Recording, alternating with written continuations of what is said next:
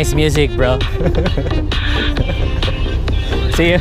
Hello mga ka-rider, magandang araw, Rough Rider po. At syempre ang kasama natin sa pag-delivery ang ating bad boy bike na si Uwak. Ngayon, nag-decide ako kung ano ang gagamitin natin. It's either GrabFood or Foodpanda. May nakita akong slot ngayon sa Foodpanda and it's going to start at 5:15. Meron pa tayong 20 minutes. GrabFood naman ay we can start anytime by just pressing online. Tingnan natin kung sino ang mauunang magbibigay ng order sa atin at yun yung gagamitin natin platform for today. Few moments later. Wow, GrabFood, ano na, 5:16 na at wala pa tayong natatanggap na order. But, on the other hand, sa Foodpanda, pwede na tayong mag-start ng session. Yan, pwede na. Meron siyang verification. Left, right, smile, and another left. Identity verification successful at online na din tayo sa Foodpanda. We are now online sa GrabFood at online din sa Foodpanda. So, nakadepende kung sino yung mauunang magbibigay sa atin ng order at yun yung app na gagamitin natin.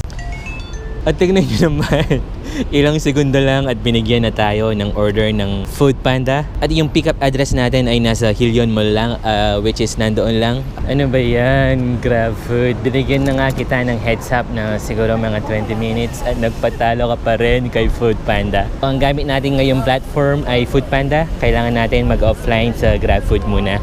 Let's focus on using Foodpanda today for today's session. Tara, puntahan na natin yung order. Let's go. Is that a 127? Alright, thank you very much. This is the fastest order that we have received. At tingnan nyo naman, binigyan pa tayo ng isang order ng Foodpanda. Kailangan nating i-pick up to at nasa kabilang mall siya sa Bukit Panjang Plaza.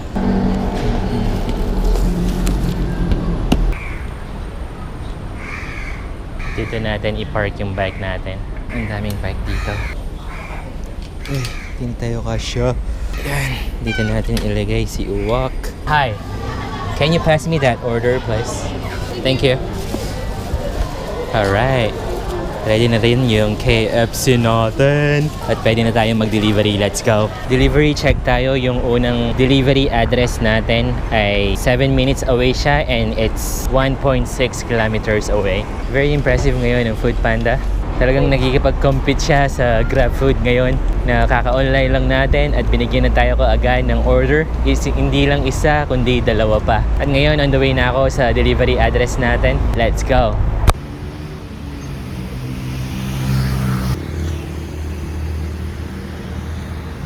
Another condominium, guys. At kailangan iwanan yung bike natin dun sa labas at bawal ipasok. So maglalakad muna tayo ng kaunti para ma-send natin yung pagkain na to.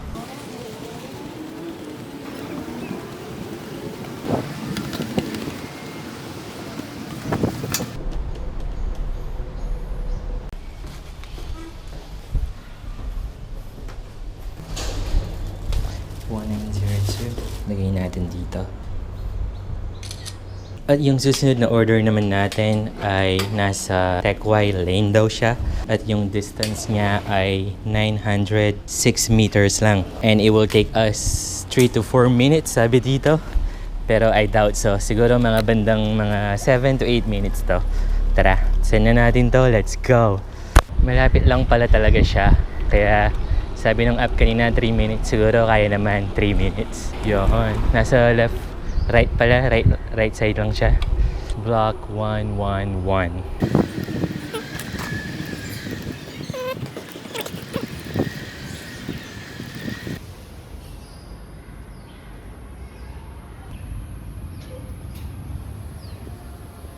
Nasa block 111, unit number 618. You know, here we go, 618. Dito natin siya iwanan. And we just managed to deliver 2 orders at naghahanap ulit ng bagong order ang Foodpanda. Ngayon, bigyan natin ng chance ulit ang GrabFood. Mag-online ulit tayo. At ngayon, tingnan natin kung sino ang mauuna sa pagsasearch ng order. At yun ang gagamitin natin platform sa next delivery natin. Sa both platform natin, naka-turn on yung accepting bookings automatically. Kaya kung sino man ang mauunang makatanggap ng order, auto-accept tayo doon.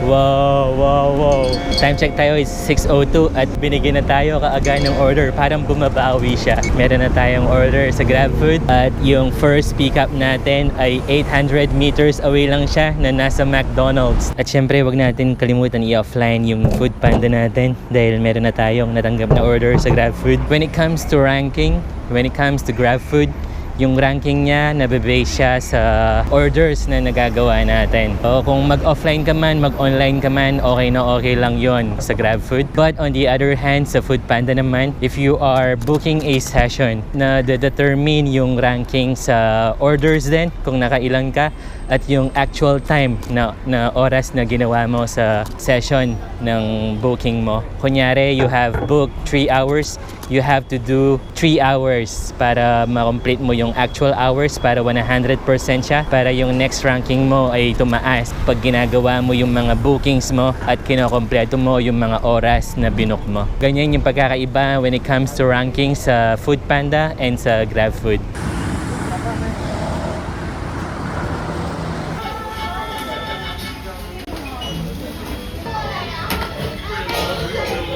If you care about the rankings when it comes to Foodpanda, di mo pwedeng gawin to kasi maaapektuhan talaga yung ranking mo kapag kulang-kulang yung oras na ginagawa mo sa session na binook mo.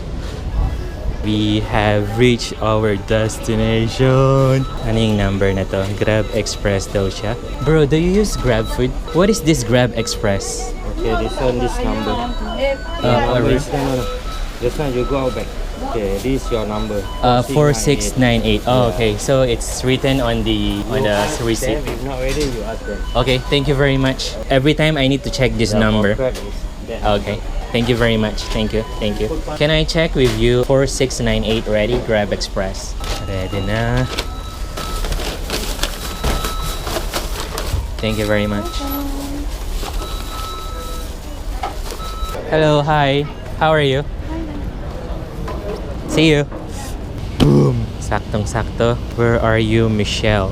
Our next delivery is 1.9 kilometers and we have to cycle for 8 minutes. Sure siguro yung customer nito ay nagbayad ng extra to prioritize this order para i-prepare siya kaagad at para i-pick up siya kaagad at para ma-send yung order kaagad. Yan, tara. Puntahan na natin yung order na to. Malapit lang siya.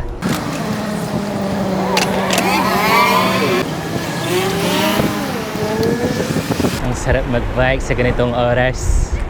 Saan ba to? Kailangan natin lumipat. Sabi sa map. Yan, dito siya.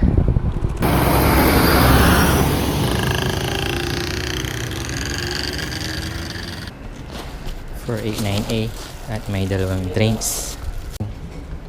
Paparapapa, love ko to. Sabi ng McDo. Yan. Boom. Nakailan ulit kasi tayo ng order kanina sa Foodpanda? Nakadalawa ata. Ngayon, yung GrabFood ay nagsisearch siya ulit ng order. Ang gagawin ko ngayon ay i-online ulit natin ang Foodpanda at tingnan natin kung sino yung mauunang makareceive ng order at yun ang gagamitin natin ulit. Yan, both platform are searching for orders na. And tingnan nyo, kaka-check ko lang.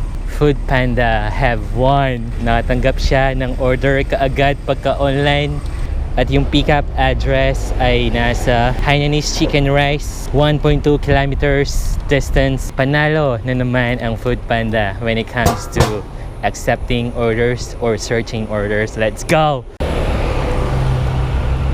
Thanks.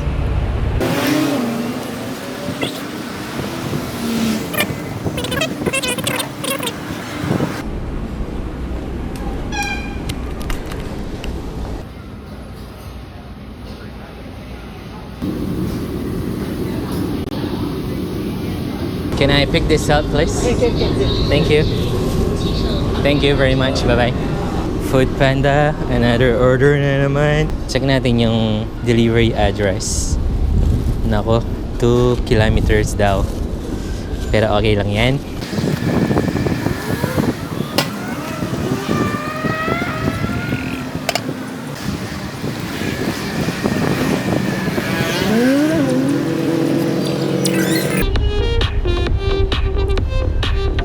Nice music, bro.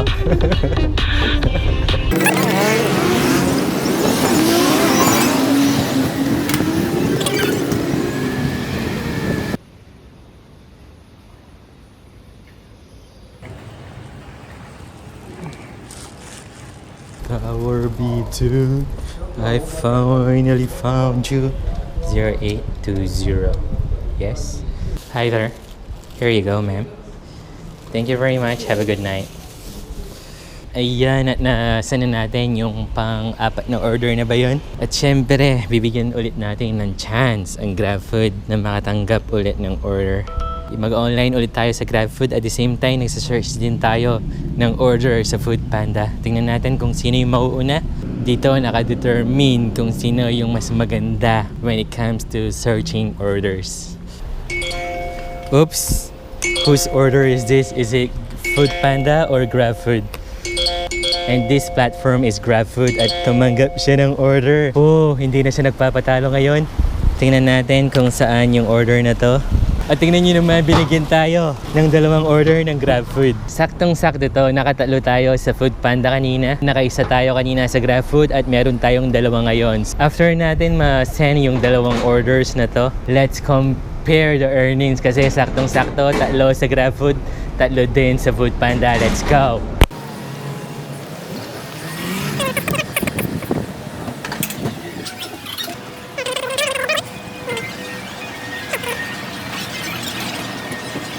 So, nahanap ko na din siya. At yun.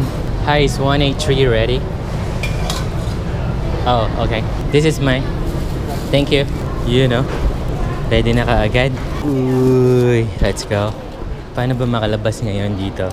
Yun ang problema. Yung next pickup natin ay nasa Nene Chicken daw siya at yung distance niya ay 1.9 kilometers. Nasa 2 kilometers na. At kung nakikita niyo dito, kung susundin niya yung road, parang iikot pa siya pero pag sa map ay malapitan lang. Kaya pero okay lang yan, 1.9 kilometers, saglit lang to. Puntahan na natin. Let's go.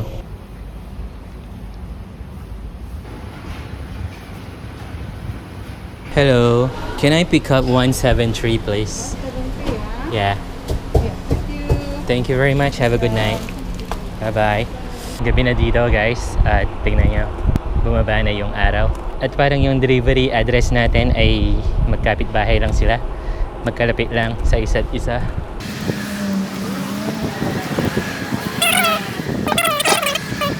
Time check tayo is already 7:26. Siguro mga 7:45, mga ganyan. Makakarating na tayo sa destination natin.